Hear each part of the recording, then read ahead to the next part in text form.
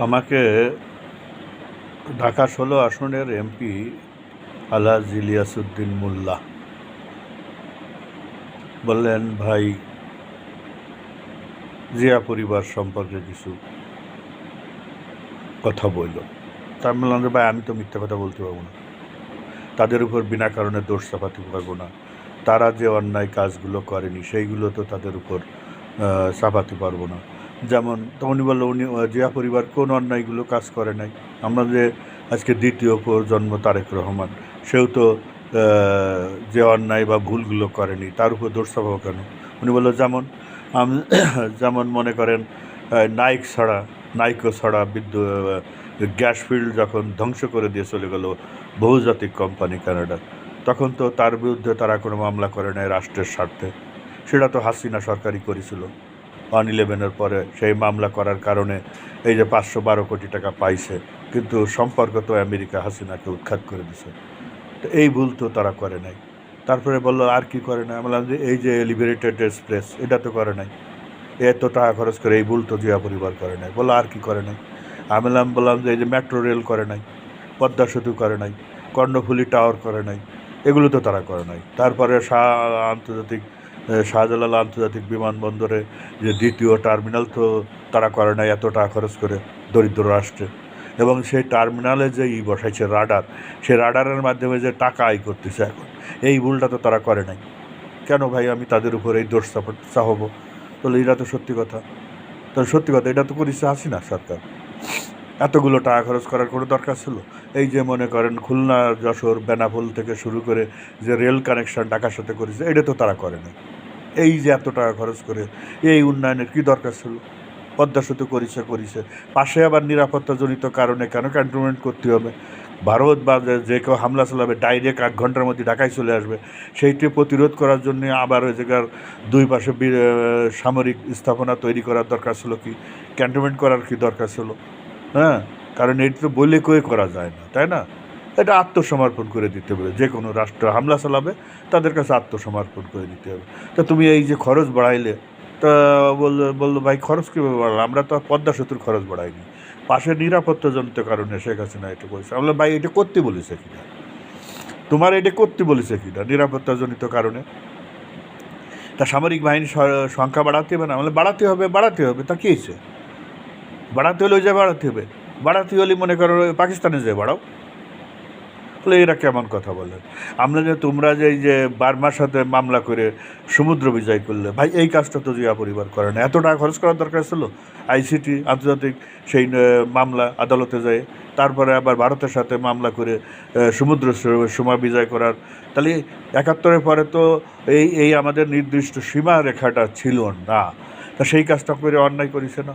আমরা ইচ্ছে করলে ভারতকে দখল করে নিতে পারতাম। এই যে সীমা রেখাটা করে দিল, এটা আমাদের জন্য জটিল হয়ে গেল না? ভাই কী বলেন ভাই? এটা তো ভালোর জন্যই করা, নাহলে আপনার এই ভালোটা করতে বলেছে কিনা? এই যে 97% লোকের ভ্যাকসিনেশনের আওতায় আনিছিল শেখ হাসিনা, এই কাজটা কেন করলো বলেন? আমাদের ব্যবসা বাণিজ্য বন্ধ হয়ে গেছে না? আজকে যদি ভ্যাকসিনেশন সরকারিভাবে না দেওয়া হতো, তাহলে আমরা কী করতে পারতাম? একটা ডিসপেন্সারি খুলে বসে থাকলে আজকে টাকা আয় হতো। সেই পথটা রুদ্ধ করলো কিনা? বলেন কি ভাই? এটা কি রুদ্ধ করা হলো না? জাতিকে ধ্বংস করে দেওয়া, ধ্বংসের হাত থেকে রক্ষা করলো? আমাদের ভাই কী বলেন? করোনার সময় মনে করেন সারা বিশ্বে উন্নত রাষ্ট্রগুলো যখন টিকা দিতে পারে না, তখন আপনি টিকা দিয়েছেন রাষ্ট্রীয় টাকা খরচ করে। এটা তো ঠিক হয়নি রে ভাই। শেখ হাসিনার এই ক্ষমতাটা দিয়েছিল কিনা যে রাষ্ট্রীয় টাকা অপচয় করার জন্য? তারপরে মনে করেন এই ভদ্র মহিলা কী কারণে 2 বছরের খাদ্য, 2 বছরের অকটেন, 2 বছরের ডিজেল, 2 বছরের মানে নিত্য প্রয়োজনীয় দ্রব্য যেটা সংকট থাকবে বাংলাদেশে, কয়লা চালিত বিদ্যুৎ কেন্দ্রের জন্য এই যে 2 বছরের জন্য, যেটা 20 মাসে শেষ হয়ে গেল, আমার বলতে গেছে ভালো হয়েছে না বলেন? এখন ডিজেলের ব্যবসা হবে, কেরোসিন তেলের ব্যবসা হবে, হেরিকানের ব্যবসা হবে, তার দেশীয় শিল্পগুলোর বিকাশ ঘটবে। আপনার ভাই কী বলেন? জ্বালানি যে দেশে যত সমৃদ্ধ হবে সে দেশ তত উন্নত হবে, সেই কথা তো সবাই বলে। আমরা ভাই সে কথা বললে হবে কেন? আমরা তো সমৃদ্ধি চাইনি, আমাদের ঘাটতি বাজেট থাকবে, আমরা বহির্বিশ্ব থেকে অনুদান নিয়ে আসবো, সেইটা দিয়ে আমাদের কাজে চলবে, কিছু আমরা দেশের জন্য ব্যয় করতে পারতাম, কিছু নিজেরা খাইতে পারতাম। তারপর আরও একটা ভয়ঙ্কর অন্যায় করেছেন আপনারা। আমরা কীরকম? শেখ হাসিনা আবার কি একটা ভয়ঙ্কর তার ছেলেটার দিয়ে এই যে ডিজিটালাইজেশন করলো, এখন তো ভাই সব কিছুই চলে যায় ওয়েবসাইটে। এখন তো গোপন কিছু থাকে না। আপনি একটা লুঙ্গি পাল্টাচ্ছেন, সেটাও ওয়েবসাইটে। আপনি একটা স্যান্ডেল ক্রয় করতেছেন রাষ্ট্রীয় টাকা খরচ করে, সেটাও ওয়েবসাইটে চলে যাচ্ছে। আমি কেন রে ভাই? এই যে দেখতেছেন না, আমরা এই সংকটকালীন সময়ে গোলাম আজমের ছেলেরে দিয়ে 5 লক্ষ টন আনতেছি ডিজেল, তার সাথে ওই যে ইহুদি জামাই মানে আইসিটি যে তাজুল ইসলামের প্রধান উপদেষ্টা, তাকে যে দেওয়া হলো, সেটা কি আসছে নাকি? কয়ে ভাই সেটাও ফাঁস হয়ে গেছে। আপনাদের তাহলে এখন কি করা যাবে বলেন? আপনি তো এতগুলো ক্ষতি করেছেন দেশের জন্য। এখন তো সেই অজিত বলেছিল জয়, যে আমি এমন একটা সিস্টেম চালু করবো যে অদূর ভবিষ্যতে কেউ ইচ্ছে করলে দুর্নীতি করতে পারবে না। তা বলে তা সেটা তো করে আরও ক্ষতি করেছে। বলে কীভাবে ক্ষতি করলো? আমি বললাম যে আপনি এখন জমি ক্রয় করবেন, যেটা বে নামে, স্বনামে, এ নামে, ও নামে। এখন তো যা টিন ব্যবস্থা চালু করে দিয়েছেন, এনআইডি চালু করে দিয়েছেন, এবং অনলাইনে দলিল যাবে, অনলাইনে নামজারি হবে। তা আপনার নামে কতটুকু সম্পত্তি আছে ফাঁস হয়ে যাবে। এখন আপনার ফকির শ্বশুরবাড়ি, তাদের নামে জমি কিনবেন, তারা তো আর নেবে না যে আমরা তো জেল খাটতে পারবো না। তাহলে সম্পদ যে আপনি করেন, এক টানের মধ্যে সমস্ত বাংলাদেশে কোন ব্যাংকে কত টাকা আছে সেটা বেড়ে আসবে, সম্পদের পরিমাণ বেড়ে আসবে। এইবার যাচাই বাছাই করলে তো আসল সত্য বেরোয় যাবে। কীভাবে? আপনারা যা দেখেন নাই, এই যে একজন দুটো জন্ম তারিখ আছে, তার ওয়েবসাইটে দুটো বয়স উল্লেখ করেছে, যে মানে সেটা তো বেড়ে গেছে। এতগুলো জটিলতার জন্ম দিয়েছেন, আর আপনাদের আমরা চুমো খাবো? শেখ হাসিনার পায়ে হাত দিয়ে আমরা সালাম করবো? এখন রাষ্ট্রের কত বড় ক্ষতি করেছে আপনি বুঝতে পেরেছেন? চুরির জায়গা রাখে নাই, সমস্ত বাংলাদেশে ডেভেলপ করে থুয়ে চলে গেছে। তা আমরা কি আঙ্গুল চষবো ভাই? বলেন কি ভাই? এই কারণে অপরাধ হয়েছে? অবশ্যই অপরাধ হয়েছে। এই যে এতগুলো মেডিকেল কলেজ করেছে, আগে মনে করেন আমাদের সর্বসাকুল্যে ডাক্তার বারো তো 600, এখন ডাক্তার বেরোয় 12,000। এখন হাতুড়ে ডাক্তারদের কি হবে? যারা ডিসপেন্সারি খুলে রাখছে তাদের কি হবে? ইলিয়াস ভাই খালি তো বললে হবে না যে আমরা এত উন্নয়ন করছি, উন্নয়ন করতে ক্ষতি করেছেন, আর সেই ক্ষতির দায় এখন তারেক জিয়া পরিবারের উপর চাপাই দেওয়ার চেষ্টা করতেছেন। আমি কি তাদের উপর চাপাই দিতে পারি বলেন? এই যে গাজীপুরের এলিভেটেড এক্সপ্রেস ফ্লাইওভার করেছেন, ঢাকা থেকে বেরোয় যাওয়ার জন্য একেবারে সায়েদাবাদ থেকে চিটাগাংয়ের গাড়ি একবার ডেলিভারি হয়ে যাবে, গাজীপুর থেকে একেবারে ঢাকার বাইরে যে গাড়ি পড়বে। তা ঢাকায় যদি যানজট না হয়, তাহলে আমরা তেল বিক্রি করবো কার কাছে? অকটেন বিক্রি করবো কার কাছে? একটা সমস্যা ক্রিয়েট হয়ে গেল না? ডিজেল বিক্রি করবো কার কাছে? তাই বলেন কি ভাই?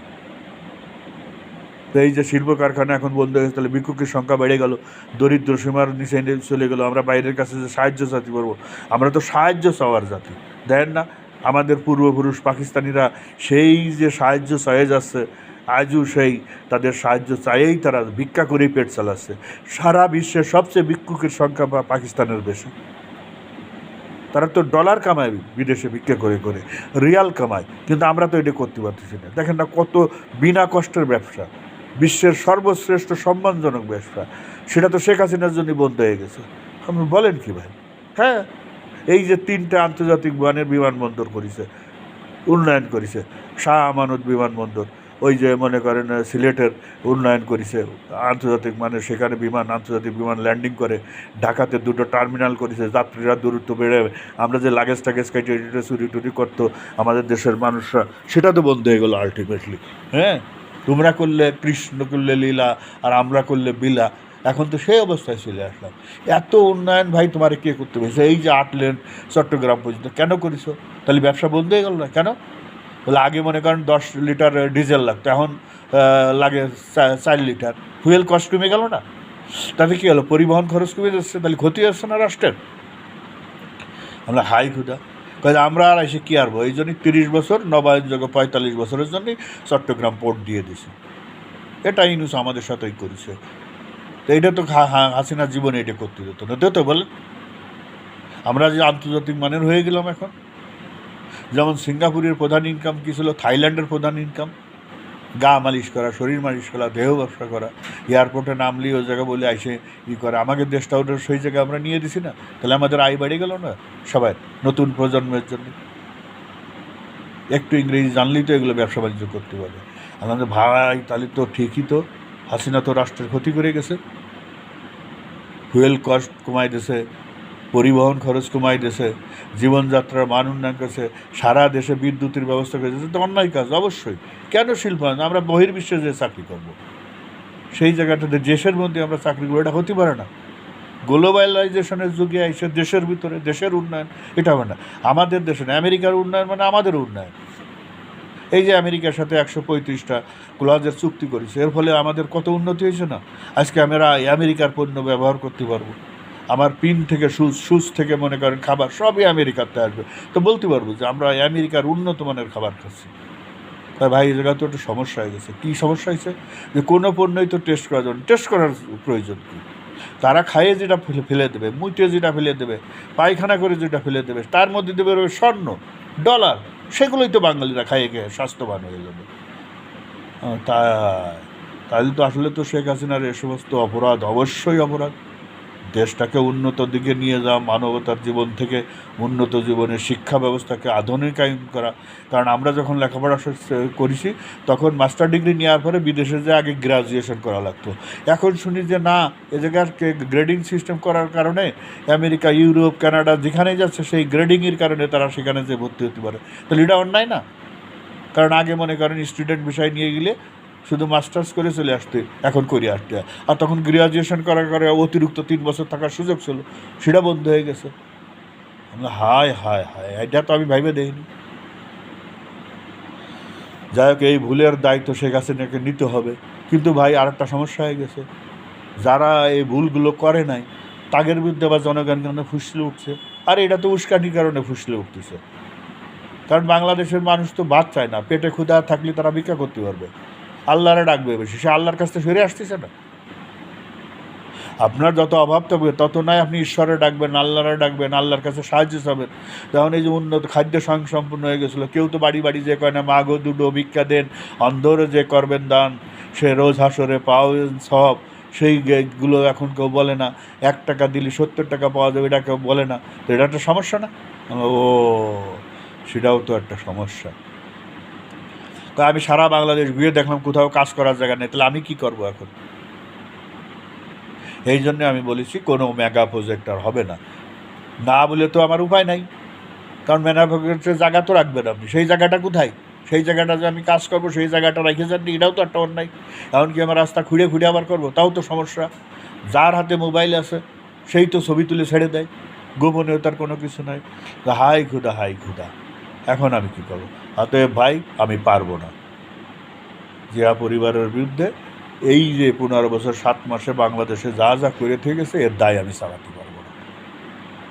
তারপরে গোপন চুক্তির কথা, আমাদের গোপন চুক্তি তো করিস আসি না, সেটা ফাঁস করতেছে না, সেই জন্য। কারণ সে ফাঁস করে নাই, আমরাও ফাঁস করতেছি না, এই জন্যে। আসলে তো আমরা পাইনি, তাকে ফাঁস করবো কী করে? কারণ এই অন্যায়, এই ভালো কাজটা তো শেখ হাসিনা করে নাই।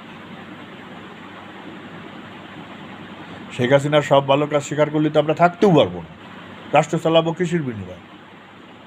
ও তাই, ঠিক আছে ভাই, দেখা যাক জনগণ কি বলে।